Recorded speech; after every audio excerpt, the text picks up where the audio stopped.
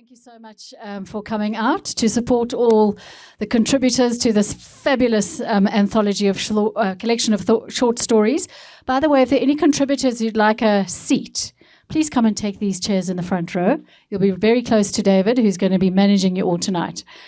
But yeah, but welcome and congratulations to all of the writers in the room. And thank you to David for being here tonight to run this very tight ship. And it's lovely to have Joanne Hichens here tonight. What a lovely surprise, Joanne. Joanne is the person behind this book. She owns Tattoo Press, which is a small independent press which publishes short fiction. She does amazing things for short story writers and new writers. She's the force behind Short.Sharp.Stories, and she's in Joburg tonight. So she's going to say a few words. Thank you, Joanne. Thanks so much, Kate. And how magnificent it is to be in your beautiful bookstore. I forgot how lovely it is. And Kate has basically said everything that... not everything, but I know it's a tight ship tonight, so I don't want to take up too much time. But yeah, I just wanted to tell you a little bit about Short.Sharp.Stories. We have an anthology that comes out once a year. There have been a couple of glitches. Sometimes it doesn't come out at the same time. We've had 2 come out in the last year, which has been absolutely fantastic. What we do is we call for short stories. It's a competition, and we usually get around 150 to 250 stories. And then my team reads the stories, and we choose around 20 to 22 stories to publish from what comes in. And the reason we do this, and I continue to do it, and Tattoo Press continues to publish it, is because we all feel that the South African short story has so much to say. There's so much diversity in the South African story. There's so much vibrancy in putting together a collection like this, which really deals with the diversity that we have as a country. And that, for me, is very, very exciting. So I think that's all really that I wanted to say. David is here. What we've done differently this year as well is I usually do quite a lot of the editing. Last year's collection, One Life, which is on sale here as well, was edited by myself and Karina Surek. But we're bringing lots of hot new editors on board, and David is one of them. And I'm just so glad to have you on board and to do this launch as well. And in this way, we also extend our family. So it's not just the family of writers, it's the family of editors and everyone who's involved in the project. So over to you, David. Thank you so much for being here. And did I say you've got your own story collection, short story collection? I don't think I did. I didn't, yes. And it once removed, there we go. Thank you. Yeah, great. Thanks, everyone.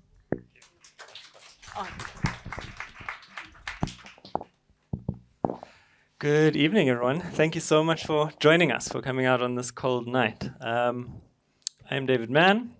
I'm a writer, editor, and art critic. I also write short stories about the art world as well. In short, I'm a bit of a short form fanatic, specifically the short story. Why the short story? I think we are in the era of the short form. I think it is how we do the majority of our contemporary reading, thinking, and engaging with one another. We do our reading in Instagram captions and in TikToks. We send one another WhatsApps. We read and write in Facebook threads. And it informs a lot of our kind of contemporary framing, how we view the world. And so we're well situated, I think, to be writing short stories at this time. But then there's also this. We are living in deeply fractured times. We are so bombarded by bad news. It is sort of easiest to turn away from bad news and turn away from one another. We're increasingly siloed. The South African theatre maker Andrew Buckland says that the sole purpose of any art, writing, performance, painting, is to exercise the empathy muscle. It's a way of helping us find our humanity, locate ourselves in one another. And I think that's the joy of a collection like this. Every story in Power is a little empathy machine. It helps us step into the lives of others, the predicaments, the kind of joys and sorrows of other people, other places, other worlds. And there's great power in that. So I think before we kick off, I do just really want to once again congratulate all of the authors, all of the writers in this collection. It is no small thing to be writing short fiction today and to be writing at such a high caliber. It's urgent, it's exciting, and it's very, very fun. So congratulations to all of you, and a round of applause to all of you.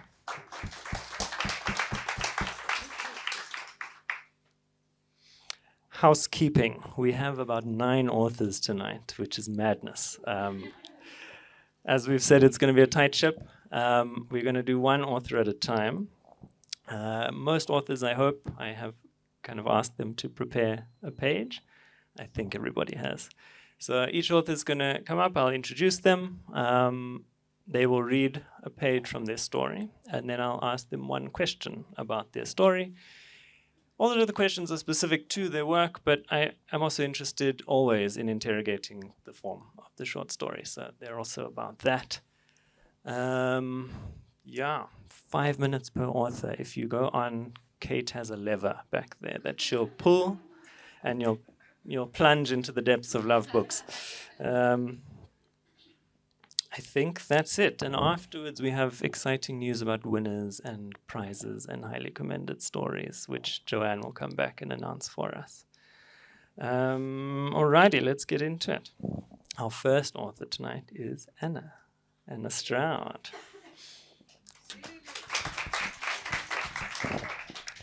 Anna Stroud, I'll talk you on, is a novelist, copywriter, and winner of the National Institute for the Humanities and Social Sciences Award in the Best Fiction Emerging Author category for 2025. Well done. Her debut novel, Who Looks Inside, is an intricate and compelling exploration of family trauma, small-town secrets, and the decisions that seal our destinies. Her work has been published in Books Live, Business Day, City Press, Grocot's Mail, the Johannesburg Review of Books, and Sunday Times. Welcome, Anna. It was, I think, almost this time last year that we were here launching Who Looks Inside. Yes, yeah. So welcome back. Thank you.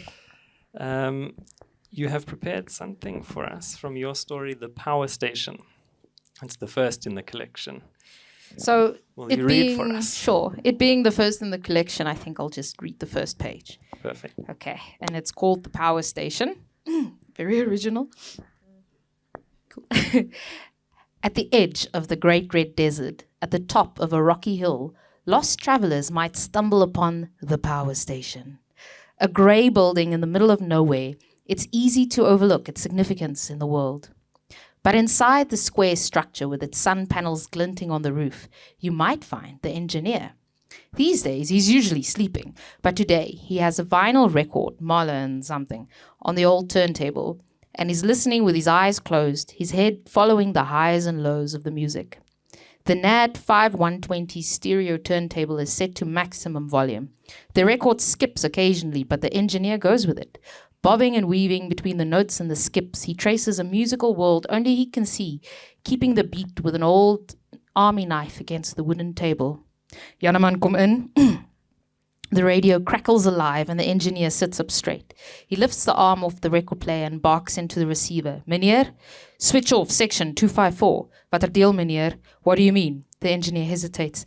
A, B, or C? Alles.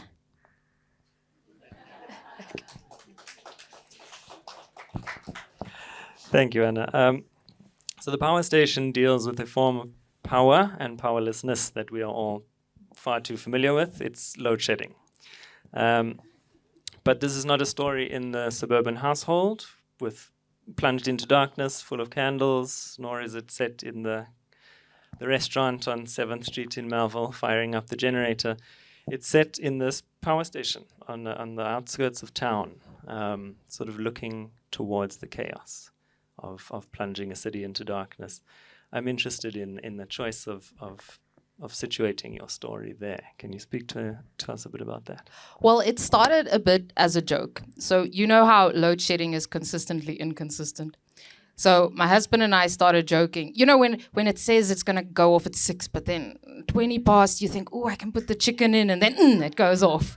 And then it's supposed to come back at 8:30, and you think, oh, it's going to come back now. I can charge my phone, and then it doesn't come back until the next morning. So it started as a joke with that idea of there is some guy sitting in a room somewhere, and he's doing a cuck job. So I started thinking, how can I make this man, because it's always a man. How can I make this man 3-dimensional, give him a backstory? So I started from there. I'm not a big plotter. So that was the image in my head of this dude listening to music, smoking his cigars, living life. And he gets this anonymous command from his meneer telling him he's got to switch stuff off now. Thank you. I think Joanne in the forward described it as part Kafkaesque and part Orwellian or something like that, which is, it's certainly Kafkaesque. Thank you, Anna. Short and sweet, thanks. Short and sweet. Yeah, this really is, it's literary tapas or short story speed dating is what we're doing tonight. Next up we have Nadia Cassim. Welcome. Nadia Cassim is a writer, artist, and financial advisor. She graduated with honors from the School of Architecture and Planning at the University of Witwatersrand before pursuing fine art. Her paintings have been exhibited in 2 solo shows and showcased at the Women's Jail at Constitution Hill.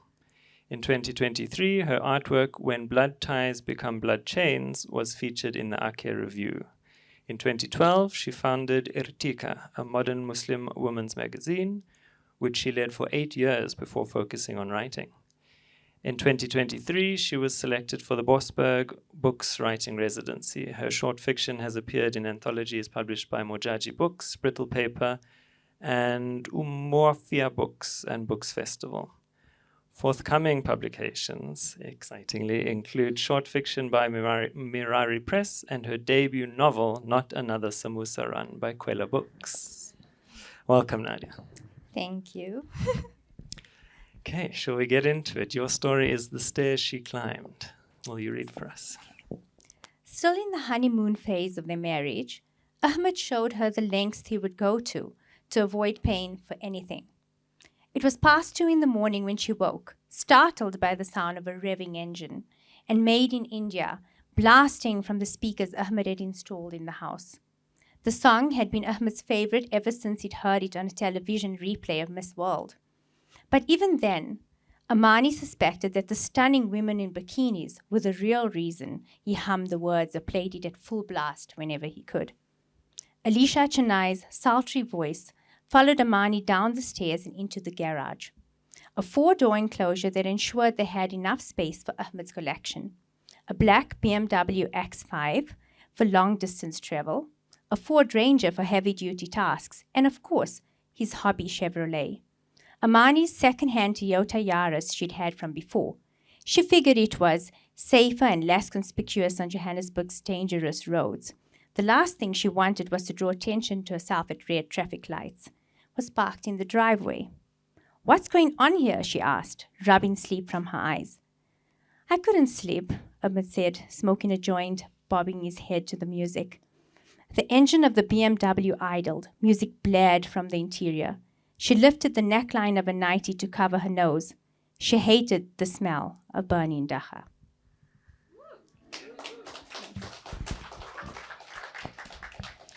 So, Nadia, you have many lives, many professions. There is the architectural and spatial planning practice, and then there's the painting as well. And I'm curious about how these different parts of your life inform your other practice, writing. And I'm seeing it in this story in the way that you've written this kind of dull grey bureaucracy of the Roodepoort Magistrates Court.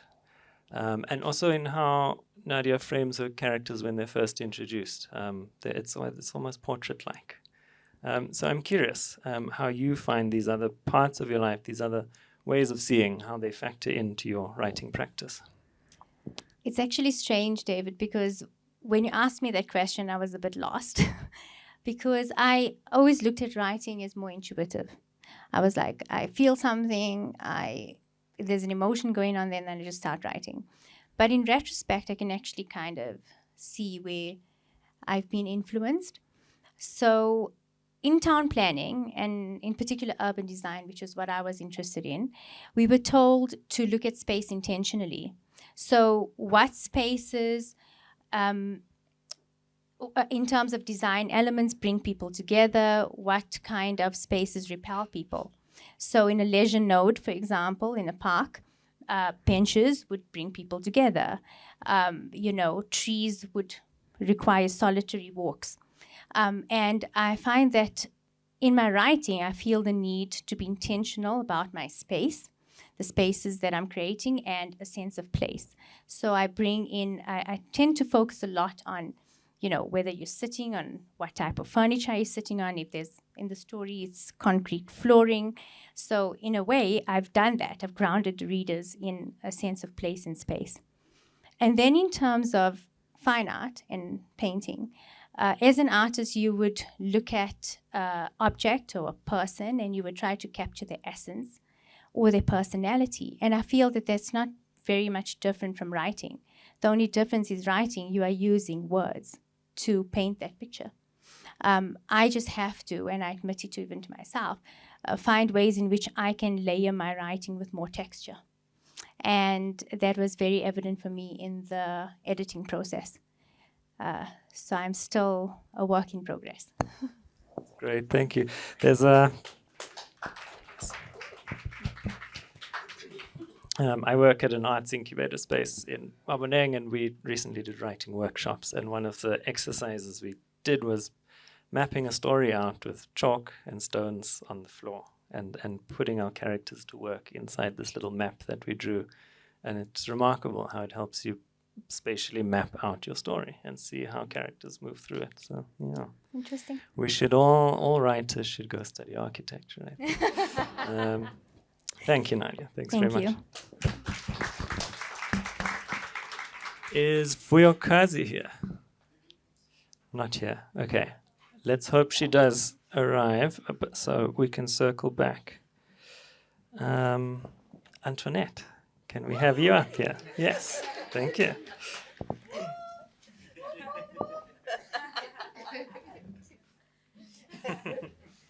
I don't know if I'm ever going to get up on this chair. That's So high, right? yeah, it's ridiculous.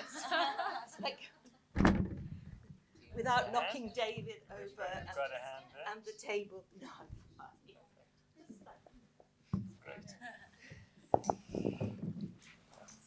Welcome, Antoinette. thank you. Sorry. Antoinette Ntuli is a mother, a Kistasamy, a friend, a yoga addict, a cook, and a general adventurer who embraces life with both hands. She grew up in the UK, coming to South Africa in 1994. Occasionally, she performs her poems, which erupt in moments of her heightened emotion. For many years, she was employed in public health, working for the National Health Service in the UK, and for Soul City and the Health Systems Trust in South Africa.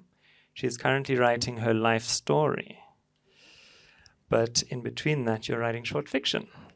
Can you read some of it for us, please? Thank you. Those of us who can't read text that's that size. So it is a page, but it's 2 pages because it's large font and it's double spaced. We're making good time. You won't be plunged into the basement, don't worry. There might be something very exciting there.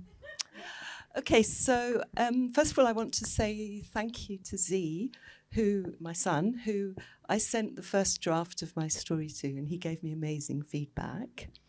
And my husband, Patika, who is the most creative person in the world. And one of his strengths is that he really encourages other people's creativity. Of course, after being a mother and a wife, and a parent sometimes. So I waited till I was almost 70 before I started doing any writing. Yeah, so there are endless texts. Thank you. Yeah, but it's like tricky now because, you know, it's like two artists.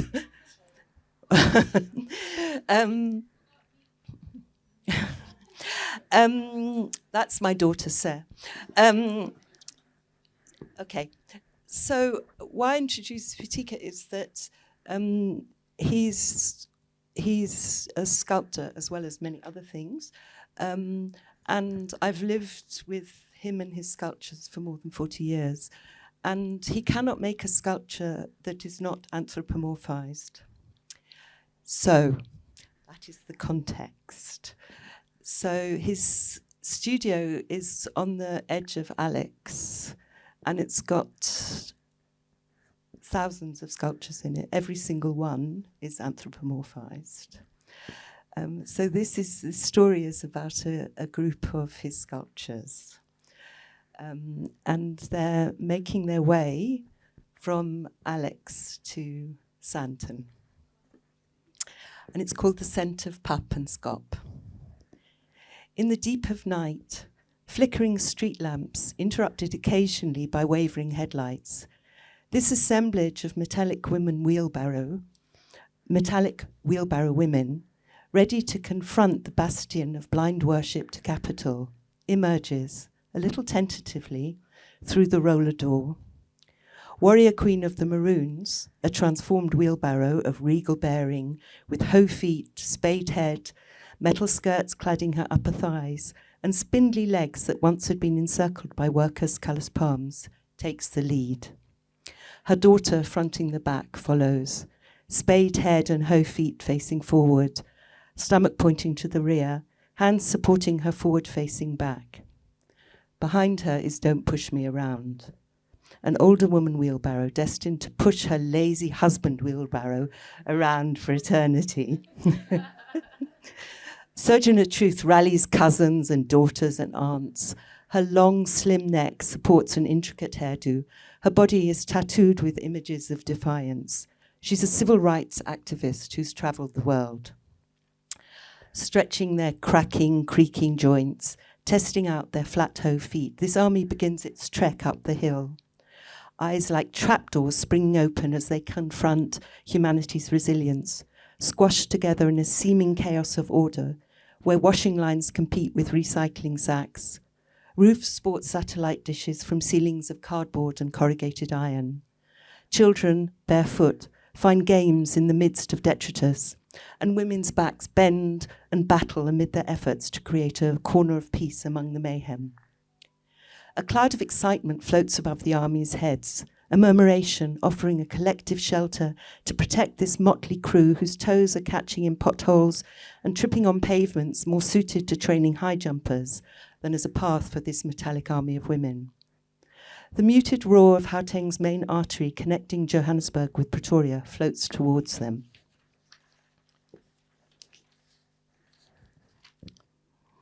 Eager to glimpse this symbol of industrialization and progress, our shuffling army, imagine trying to propel yourself with rigid flat toe feet, breaks into a ragged trot, jostling one another for a prime space with which to imbibe the sights and sounds of the 6-lane highway that splits heaven from hell. Gasps of wonderment reverberate among them, catching sight of the footbridge over the motorway, newly built to allow the wealthy to summon the poor at whim. They shuffle onto it, pushing and shoving each other as each one tries to get the best view. A lone, sunflower-coloured bolt chunters sedately below, simplicity and danger rolled on top of 4 wheels that look as if they were meant for a mountain bike. It's followed by a parade of flashing blue lights that adorn a dozen vehicles speeding below in the fast lane, splitting the calm of dawn's first rays with their nee-noi, nee-noi, nee-noi, announcing that a somebody of importance is snuggled somewhere in the convoy. one of the wheelbarrow warriors is so excited that she accidentally leans too far over the bridge, falls and lands like a contortionist, assaulting the roof of a Bentley and its passengers that has been tailgating this convoy of idiocy. I never know I'd make people laugh. Thank you, Antoinette. That is lovely. So the story, as we've heard, has these quite vivid, immersive descriptions of contemporary Alex and Santon. But then there's this delightful surrealist twist. I mean, it's in the book world, people call it magical realism.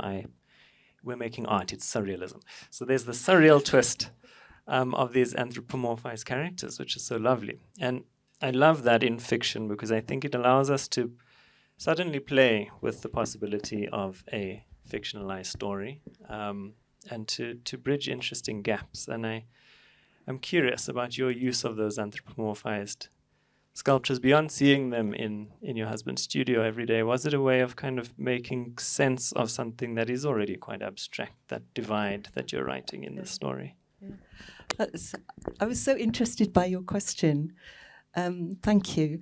Because for me, the surreal part of the story is that we've got the richest square mile in Africa across the road from one of the most notorious townships in the country.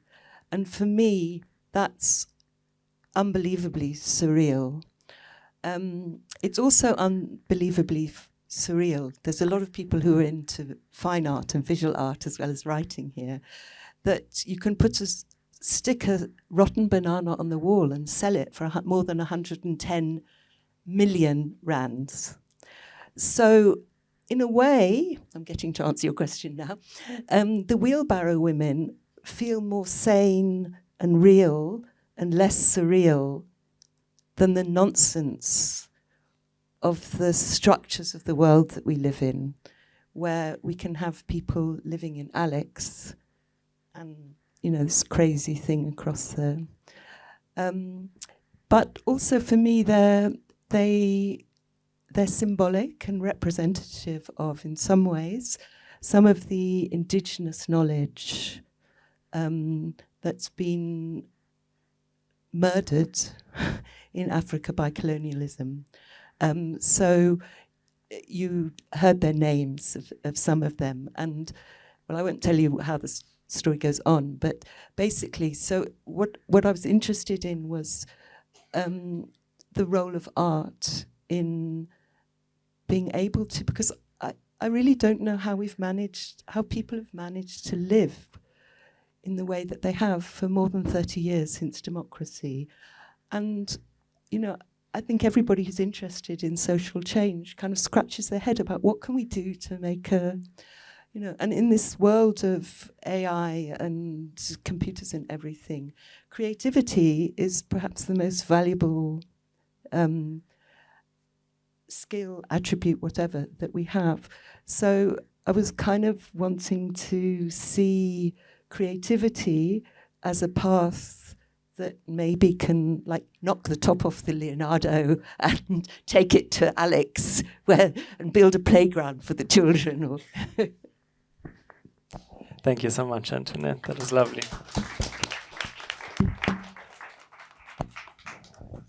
Yeah, these are the empathy machines I'm talking about, sort of harnessing fiction and creativity to cast new ways of seeing. Is Shanice with us?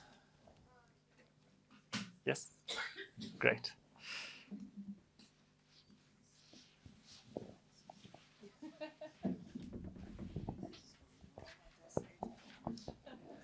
I'm going to talk you on as you take the seat.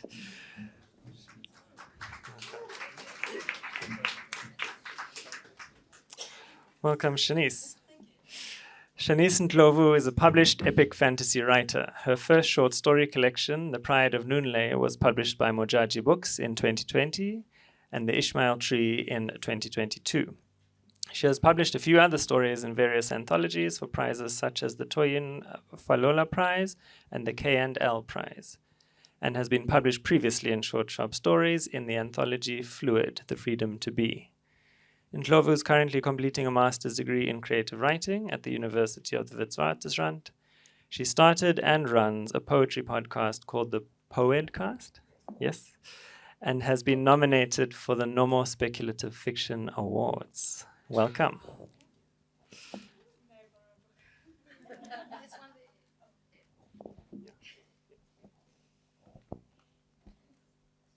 Yes, please read from us your story, sorry. When I Think of My Death. Okay. Ndalo sits atop a jutting rock, her legs folded beneath her as well. I see her in the light for the first time, watching her without the fear of her watching me back. It is true, she is older, on her large forehead, which creases with more ease now, and around the mouth, and in the flesh around her belly, which has borne miracles. The thick coils of her hair are shorter and white as all of her, as all of it here. But it's her, my Ndalo. There's no mistaking that as she reaches for a dio and places it on her lap. They all stare up at her. I do not have to see their eyes to know what is in them. I have seen it 1,000 times and more when a crowd gathered in the morning to watch me cook. It is awe. It is reverence. It is too dangerously close to worship. At the height of the empire of the morning, when the city was silver, when I was young and still believed my hands to be clean, I could cook a dream of a river so clear and cool against the skin it was nearly a mere drop shot of real, just as the man who paid me a fortune for the dream remembered it. And for a time it would be enough for him to forget that it was a dream and forget that this dream was the reason why that river had sunk to salt. A dream of water kills a man faster than the thirst. What Ndalo does is what I could only ever play at. I sit in the dark and watch her. She is careless with the cloth she has draped over her chest, and it shifts slightly as her hands hover over the dio. She mumbles softly, and I mouth along with her, the old words mucking my tongue. Droplets of water drip from the ends of her fingernails into the dio, stained red with rust. And she looks to the heavens with a sigh, her chest heaving. I want to kiss her neck. Soon the trickling water runs and the dio is full. I marvel at the truth of what true power looks like. It isn't a glass castle in the sky or the 100 hungry eyes of worship. It's this, drop by drop in a calabash. Thanks.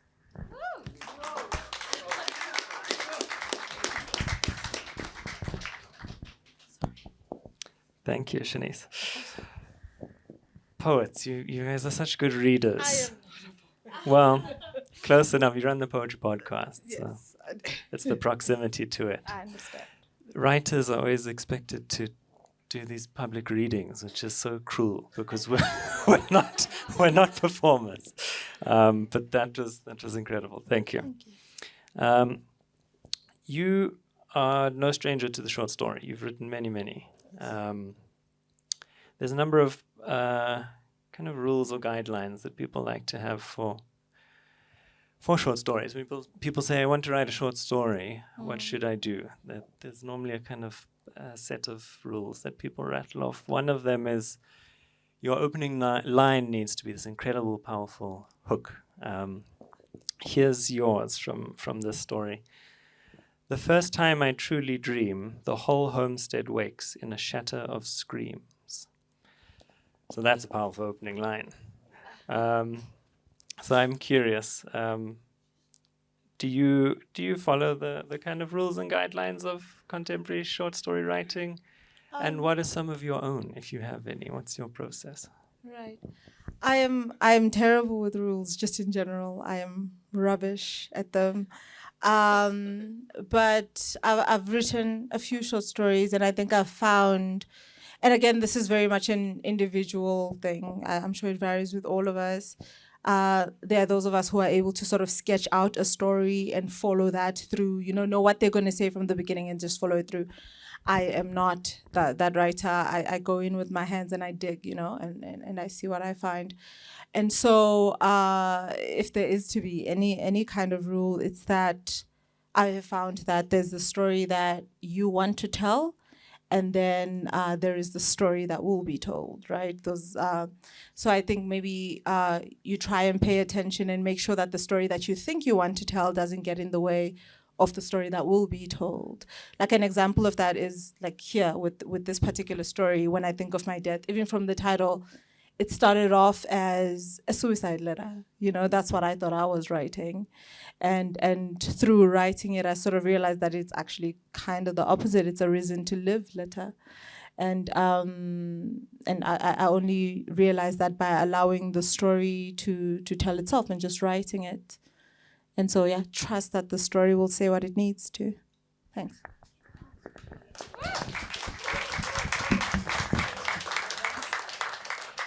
One of my favorite artists has a saying, which is the poem should always outsmart the poet, or the artwork should always be more intelligent than the artist, which I think is a way of saying this as well, Shanice, that the work finds its way and it reveals more to you than you initially thought. Angelo, yes, welcome.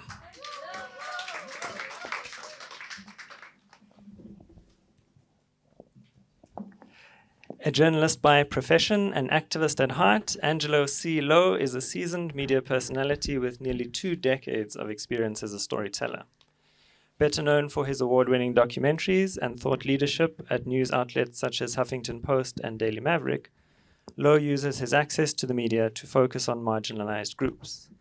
He has recently released a collection of writings spanning his career as a columnist, but it has always been his ambition to enter the creative literary space. Welcome.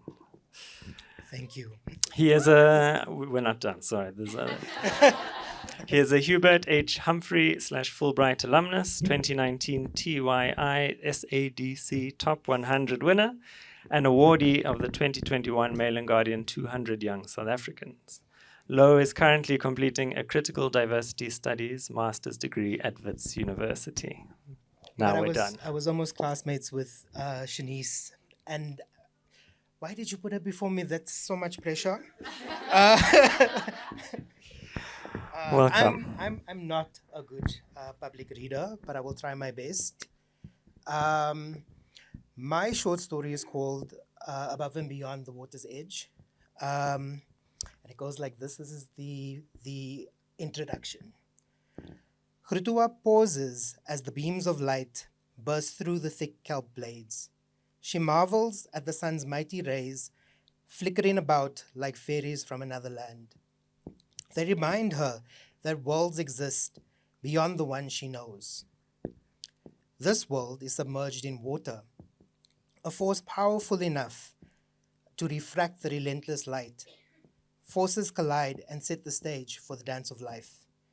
Grutua sways her arms back and forth, and as she does, pockets of air float upward like stars ascending to the heavens.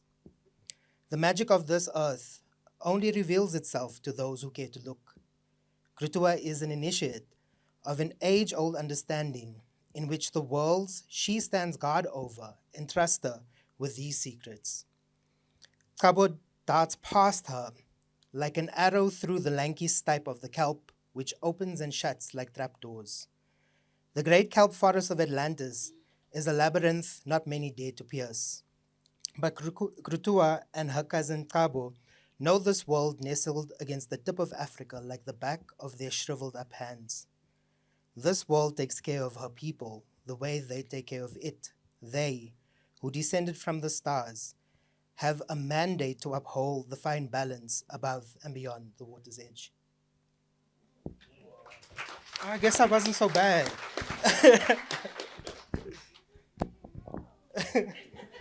Yes, you did. No. There was a lot. Yeah. Thank you, Angelo. There's always this question that short story writers get, which is, when's the novel coming? And you're sort of just like, oh, okay, whatever. But every now and then there is a short story that does seem like it lends itself towards something larger or in a kind of different form, a novella or a novel. My reading of your story is that this might be one of those stories. when you read it, there's a kind of very interesting moving between time of kind of speculative worlds, and the kind of world building is very full and accomplished as well. Oh, thank you. It has its, it is its own narrative arc that's concluded within the short story. But I am curious, how is it sitting for you? Do you think it could become something more, or are you happy with it as a short story? You know, I guess I was surprised when you said that, because I feel like it's such a loaded short story that I can't think of anything more to add to the story. When I wrote it, it wasn't something that I had in mind that, someday I'm going to write the story about, the sort of community of Atlantis going through the climate crisis. It's just sort of the reality of the world right now. And I work at Greenpeace, right? So I'm in the center of it. I see the floods every day. I see the fires and the storms and the cyclones and just all the destruction. And I think I wrote this story to kind of remind myself why it is we fight so hard as climate activists in a fight that seems so hopeless. And so I wanted to imagine what the world would be like if we were successful in stopping the climate crisis. I wanted to know how it would be better for me, how it would be better for my community, what it would look like in 200 years' time. Just as a reminder to myself more than anything. And so writing the story was just sitting down. And I think you spoke about how the words just sort of come to you. It was exactly that. It wasn't anything I brainstormed. I sat one night and I typed out the story, and here we are now. So there were definitely no plans to expand it, because I have nothing more to say, but but also because I think I like how it ends and you can read it. It's not a really big spoiler, but it's a little open-ended because I want people to also imagine the way that, I think it's such a powerful thing, this ability to imagine the future. So it's an invitation to the reader to just imagine what the future can be like for us. Yeah. And has the literary bug bit? Will there be more short stories? Maybe not. The short story is really challenging because you have to really choose your words wisely. So I think I'd like to try something a bit longer, but not like a novel. I feel like 80,000 words is just way too many words to try and get out in a lifetime. Maybe. Right to play. That's an idea right there. Thank you so much, Angelo. Thank you. Do we have Cynthia with us? Cynthia? Yes, hi.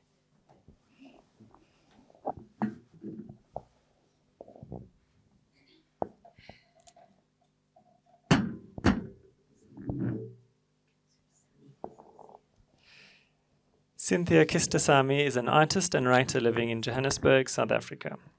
She started writing in 2016 after the death of her father and has since seen success with her short stories Pepsi, Pie, and Swimming Pools in the Sky, published in the anthology We Mark Your Memory, University of London and Commonwealth Writers 2018.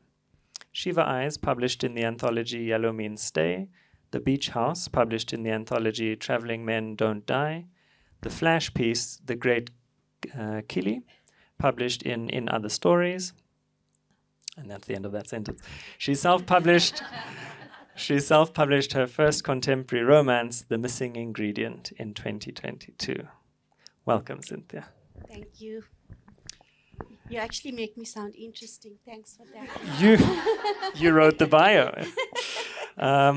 Okay, your short story is Camille and the Firecracker Dog, which made me laugh a lot. Will you read for us, please? Right, so I'm going to read a section further down in the story, but basically the story is about two feuding neighbors and the pranks they play on each other that slowly turn more dangerous, with each one. Anyway, so Camille, the protagonist, he has been watching his neighbor, Smith, install this. Perfect. His neighbor has installed this fountain in his backyard, right next door to his bedroom window. So he's been fuming about this. So what Camille does was he goes to sabotage the fountain, of course. So a month later, after the installation, Camille had been driven to the brink of insanity by the vulgar mouths spouting water. So triggered had he become that the lines of sanity and what was morally acceptable or even lawful were crossed. Yes, Camille had emptied a bottle of his wife's bubble bath into the Smith's fountain one night. All Camille needed was a garden chair to stand on, and he'd easily reached the hideous fountain. That's how close it was to his boundary wall. He had stood there on the chair and watched fascinated under the stark light of the motion sensor floodlight that Smith had installed and directed right at his house as the fountain foamed and grew into a frothy, lotus-scented monster that devoured half of the Smith's lawn. And Camille, grunting and spluttering in a fit of laughter, much to Mina's distress as he lay next to him in bed, had fallen asleep strangely satisfied, the deviant devil cherubs finally silenced. But the next morning, Camille woke up to the scene of Smith, not to be bested, having a foam party right there beneath Camille's bedroom window. Smith and his wife had even ordered a slippy slide for the kids, whose screams blasted through Camille's bedroom as each torpedoed off the slide and into the foam.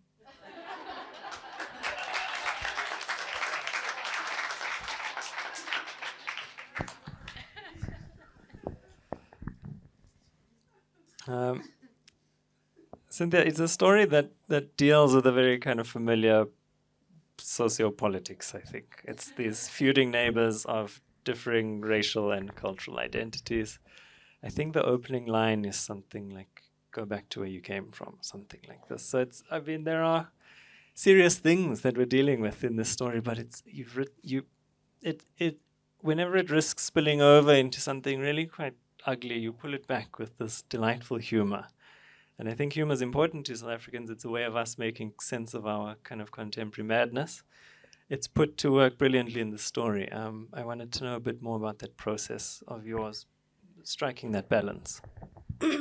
So I'm the joker in the room normally. My kids hate going out with me because as teenagers, I'm always embarrassing them in public, pulling tricks and stuff. So humor comes very naturally to me. This is my second humorous story. I just find it easy to write, but there's a thin line between being offensive and being humorous. So I always, after each sitting, I pull myself and I check myself and I say, am I being kind? Is what I'm saying genuine? If you also write with a sense of naivety, you don't want to be too clever or to trick your audience or poke fun, If you're a genuine person, then your humor won't be construed as offensive. I think in our country, wow, look at this room, it's so beautiful. All the faces here, black, white, brown. And we've always had that ability to speak about racism. I think that's the beauty of South Africans. It exists all over the world. I think especially since COVID, it's become more evident that other countries experience it too, And humor has this ability we place so little emphasis on the power of humor. You know, recently our president went to America and had that meeting with Trump, and he diffused that situation with humor. He did it so brilliantly. And that's the power of humor, you know? So it's either that or my antidepressants that make me funny. But yeah, either way, you know, I've just decided now to have fun. And it comes through in my story. It really Thank does. you Thank so you. much.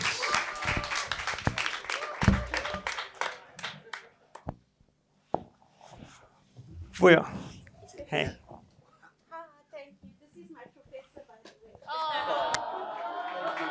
You made me cry.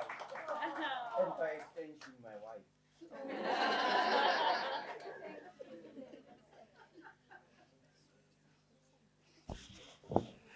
Okay, the good news is Vuyokazi is with us. We said we'd circle back. Do you want to come up now? Or do you need to catch your breath? Join us.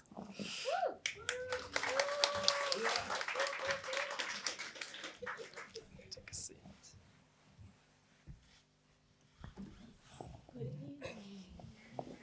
Welcome.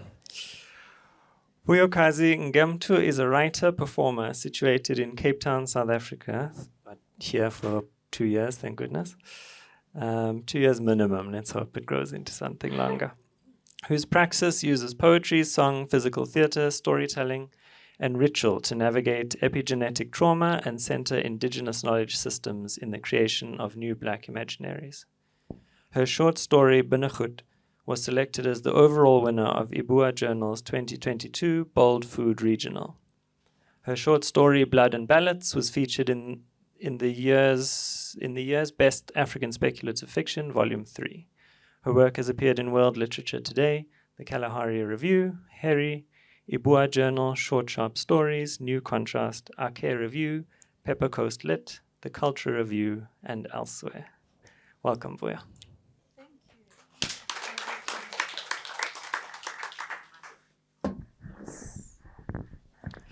So, you've written The Cost of Freedom, and you've prepared something to read for us. That I have. Great. May I grab Do you want to your tell us a copy? little bit about the story, and then can we hear?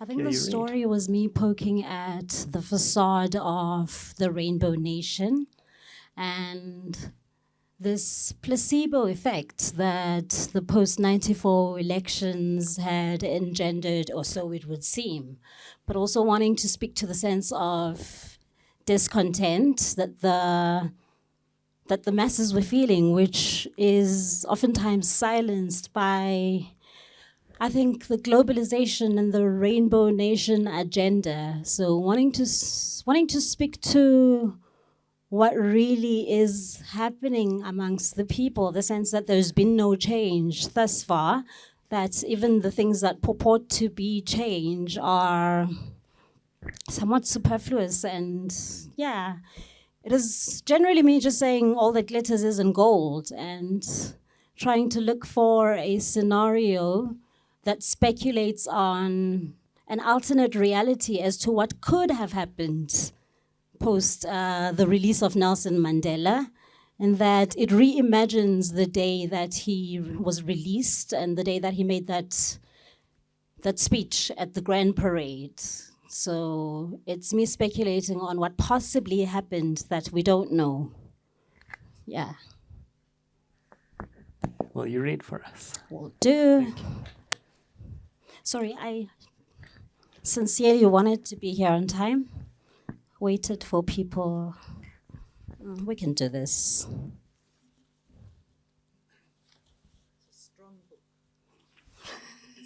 Powerful. So much power in these pages.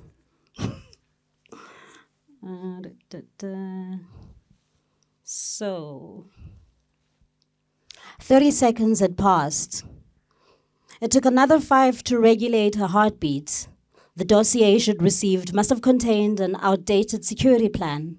Using the choreography she'd put together, she was supposed to negotiate her way past the laser security system in a minute, tops.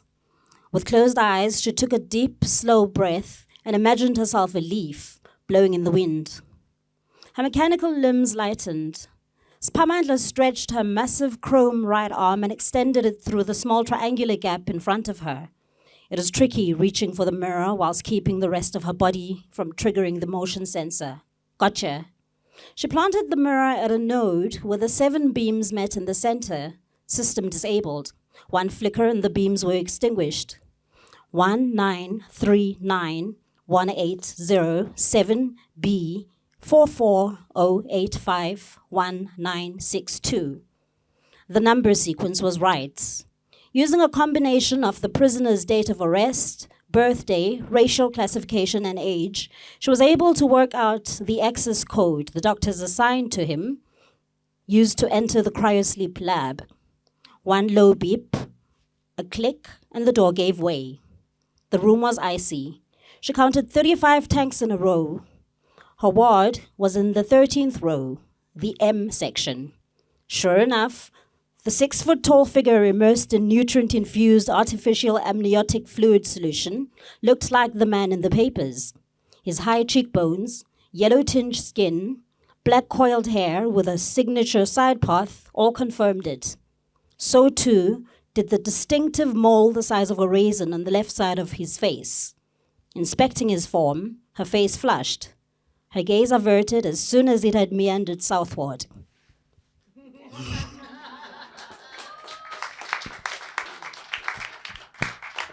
Thanks, Vuyokazi. You write speculative fiction, and you write it in a way that's hyperlocal, and in a way that, as you've said earlier, sort of zeroes in on moments in the past. Here it's asking us to sort of readdress the moments that the rainbow began, I suppose. And I'm interested in that. I'm interested in writing a kind of a forward-projected fiction that situates us in the past and asks us to kind of review the past. Could you speak a bit to that? I think I'm very interested in the subversion of the notion of time as we understand it. Drawing from our understanding of indigenous knowledge systems, there's always a gateway between the past, the present, and the future. For instance, if we ohlola kwisangoma, they let you know that the information that I am giving you concerns itself with the present, the past, or the future. So we have access to all those timelines at the same time. And the ability to navigate those synchronously is what I think I try to grapple with when I write historical revisionism as speculative fiction. So I'm looking at the impact that the past had on the present day and also what it implies for the future, is at least what I thought I was doing. And trying to do it in a way that speaks to the concerns of everyday South Africans, because for the longest time, I think we felt that speculative fiction, I speak as a Black South African woman, is something that is written about other people, is a world that we have to reach out for in order to access. So I think I was attempting to localize it as much as possible and to put myself in there, to put us in there, in a way that feels true to place, in a way that feels true to our reality as South Africans, and hopefully our aspirations as well. So, yeah. Thank you so much, Vuyokazi. Okay. Also, my editor is here sitting in front of me, and I'm trying not to be awestruck. Starstruck, no. Yeah, What a process. yeah. Lynne Joffe edited this story. We tackled a bit, but she held it with such sensitivity and so beautifully, and I'm grateful. Thank you. And it's a great segue. Being awkward in public. No. You're up next, Lynne. So it's a great segue. Thank you for your Vuyokazi. Thank you.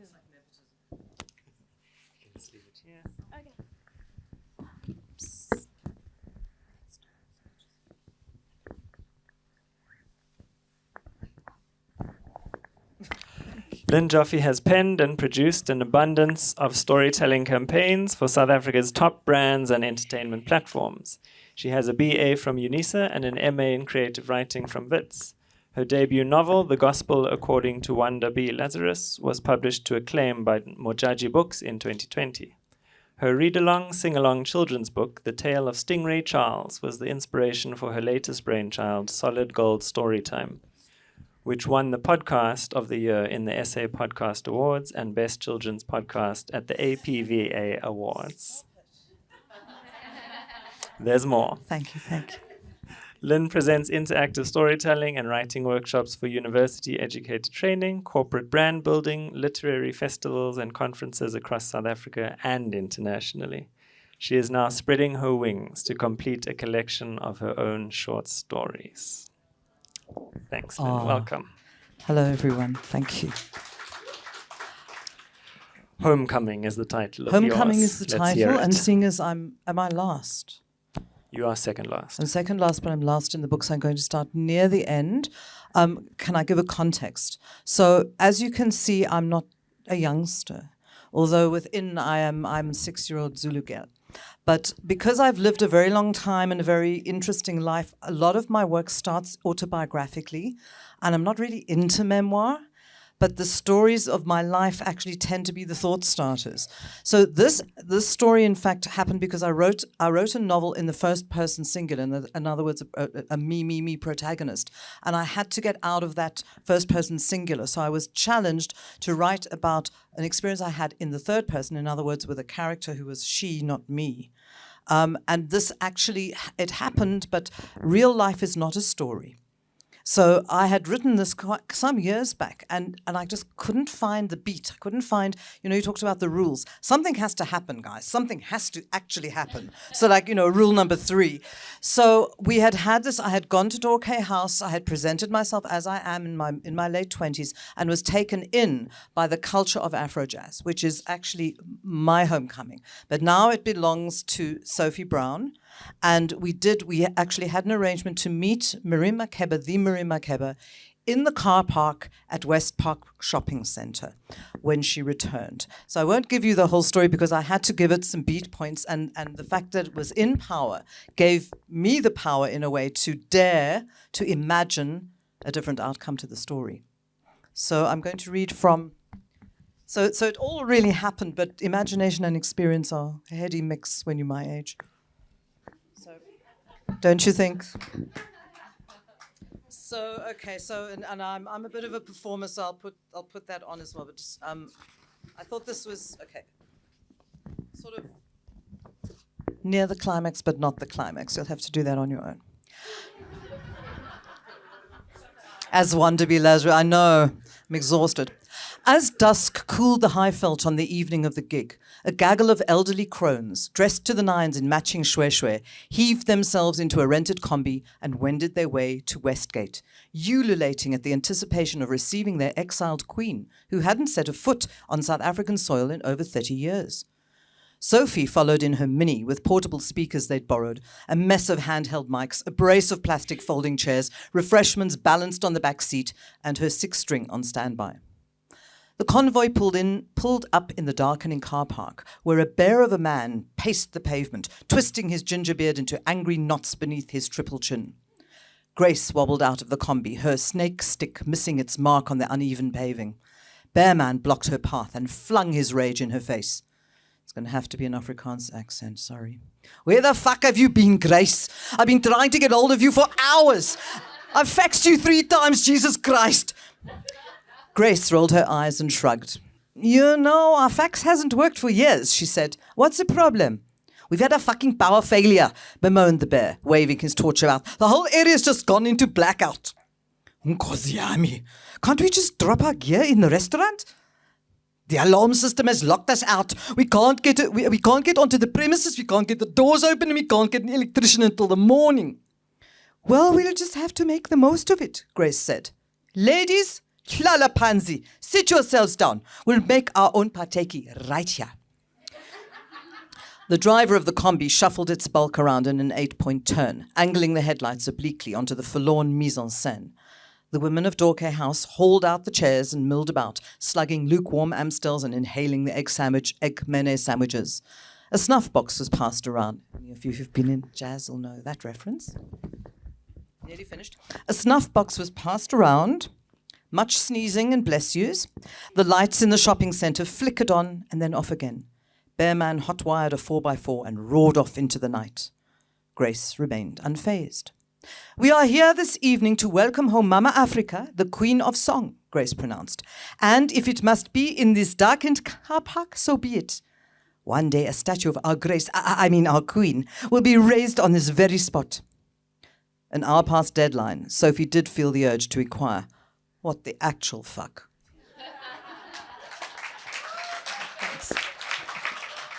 Oh, must I keep it?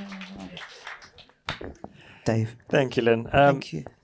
You pretty much answered my question in your preamble already, so let's do this. Earlier, you and I were discussing very briefly converting short stories to radio dramas, which I think you said you've had some experience in. Well, okay, so my multicultural corporate life was spent doing radio dramas in 11 mother tongue languages for radio, for all the languages. I have English as my speciality, and so my young and black and beautiful staff and directors were the ones who were able to transform what we were writing for the market into those mother tongues.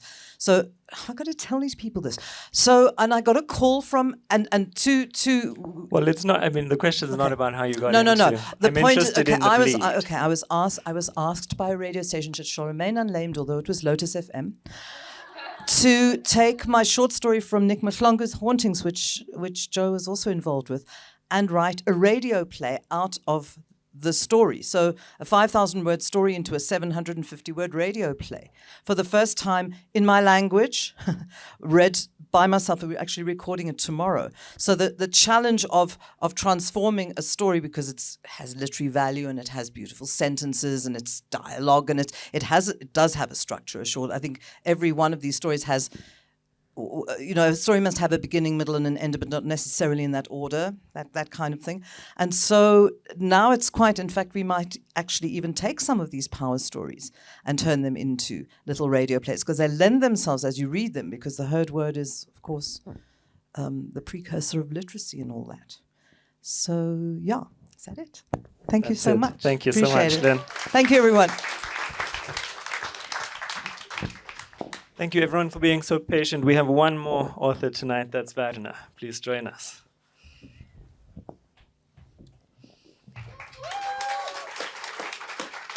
Welcome.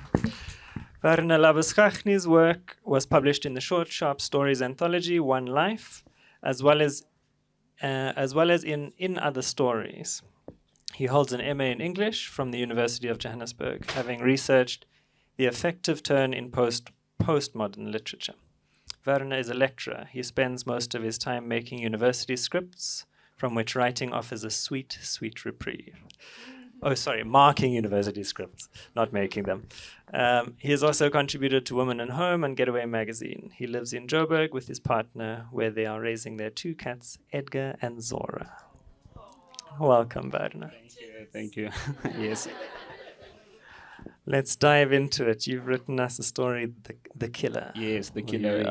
I'll just jump right into the opening paragraph here. It's dark and quiet. I inhale until my lungs are full. A fire lights under my diaphragm. It burns through the veins in my chest, shoulders, and down my arms. It breaks out and sets my skin alight.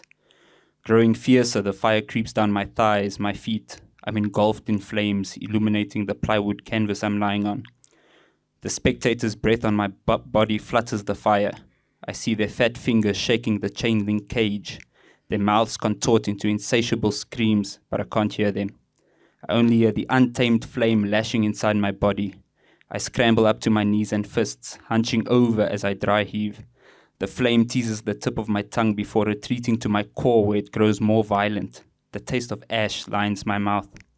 My opponent steps towards me. When her feet arrive by my face, I recognize them. They don't belong to Charlotte. Ma? She kicks my head like a football. I jerk awake. I've become so thin that my racing heart shakes my whole body. I take a deep breath when I'm confronted by a whiff of citronella. I look at the candle's thick wick. The small flame flicks my shadow back and forth against the grey concrete wall. The smell offends my empty stomach that growls demonically. I assume a fetal position with my arms crossed around my belly, muting its grumble, but I don't sleep again. A craving tinkers within my nerves. All I can think of is bread spread with margarine and topped with brown sugar. There can be no peace until I get it. Thank you. So this character is a mixed martial arts fighter, right? Great. Yes. So this character is a mixed martial arts fighter preparing for a fight, and for this fight she has to go through a drastic weight cut, which is what is causing this hunger and restlessness. Great. I'm really glad you chose that one to read, because that's what I based my question around. Is that this is the opening of the story, and from the opening line, you've situated the reader in this incredibly vivid, corporeal way in this character.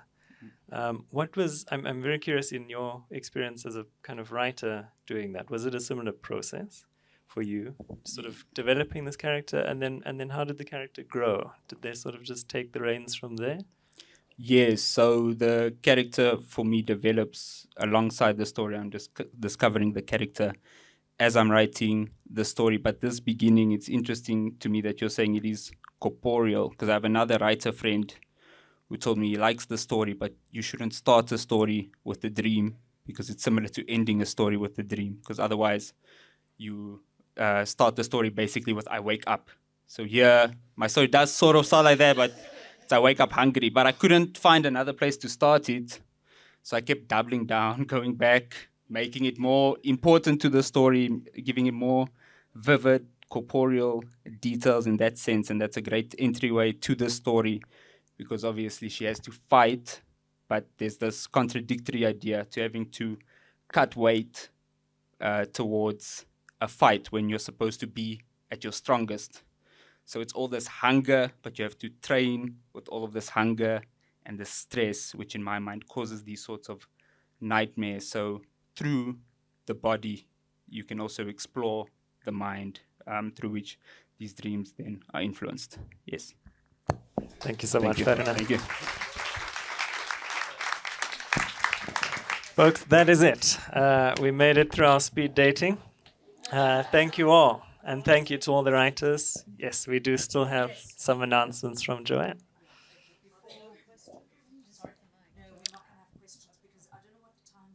Yeah, we have gone over. But find your favorite writer and hunt them down and ask them questions. And ask them to sign copies of their book as well. So I just want to thank David for a magnificent launch. And you talked about literary tapas, short story speed dating. I think that's exactly what it's been. And wow, I'm just absolutely thrilled and impressed with the whole evening, and impressed with everybody here. And you know, quite often after I've done an anthology like this, put it together, I think, oh my God, I'm never going to do one again, because there's all sorts of little things that have to be, not little things. Producing an anthology like this and getting the writers together is a bit like herding cats. So if anyone has cats, Werner, you live with your 2 cats here, your cat children, yeah. But yeah, on an evening like this, I just feel, wow, it's all worth it.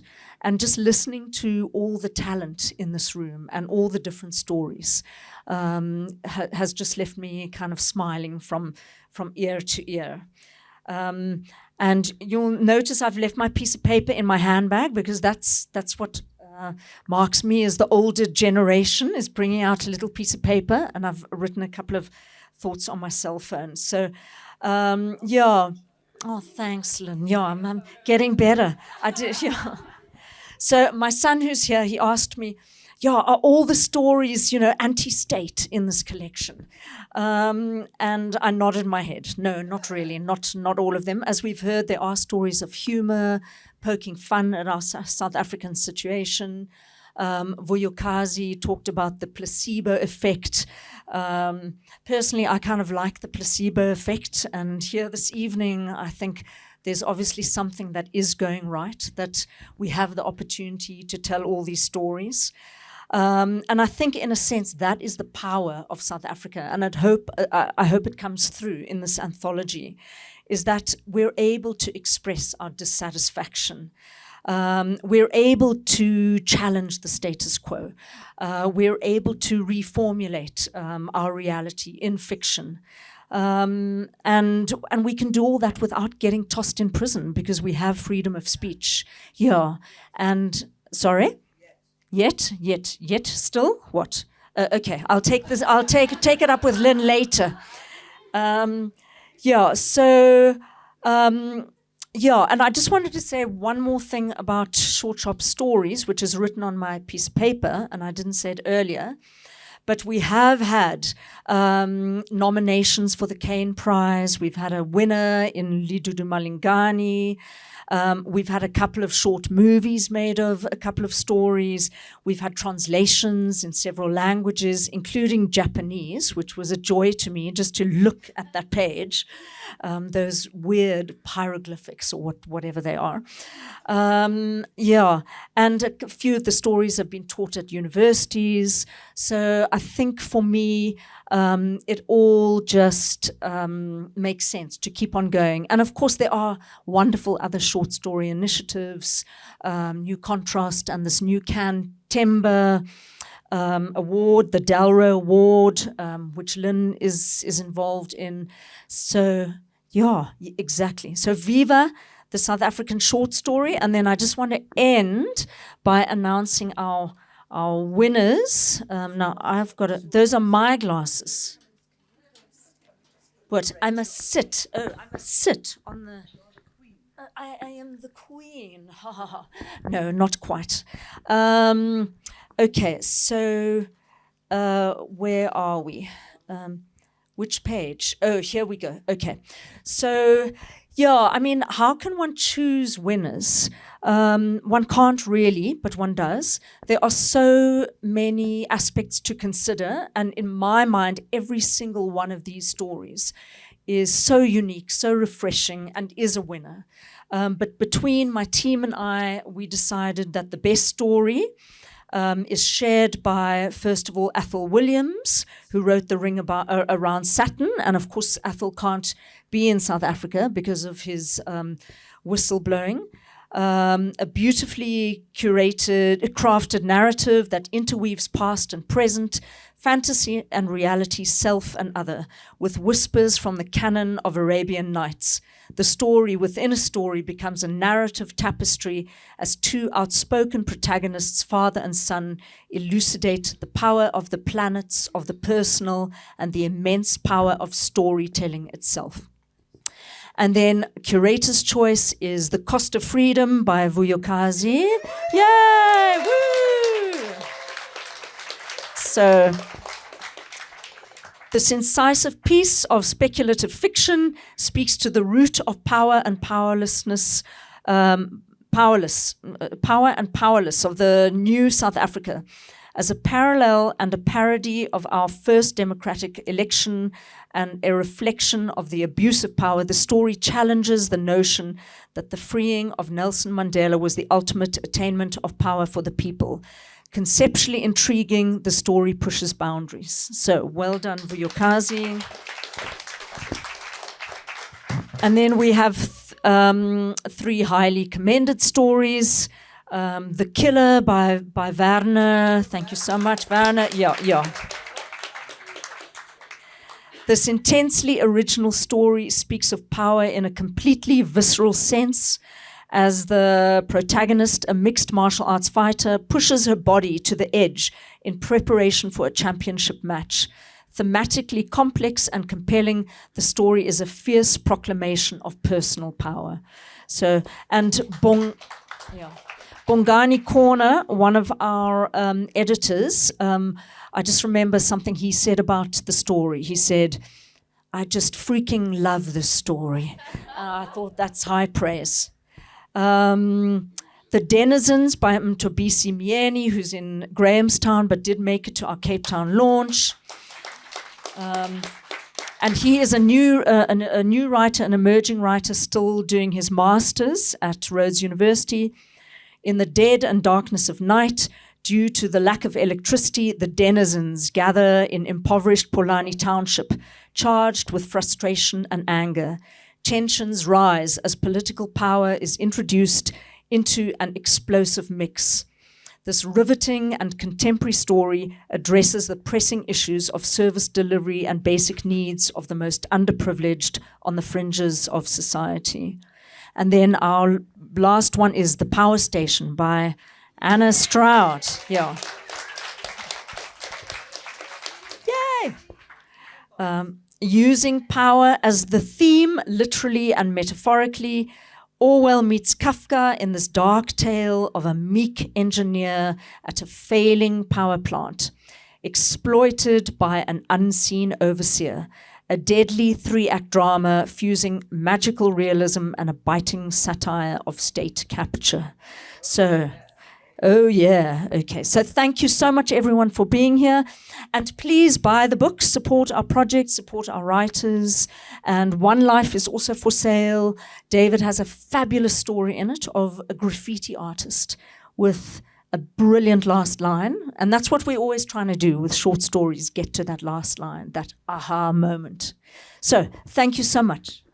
And is that it? Finished. Yeah.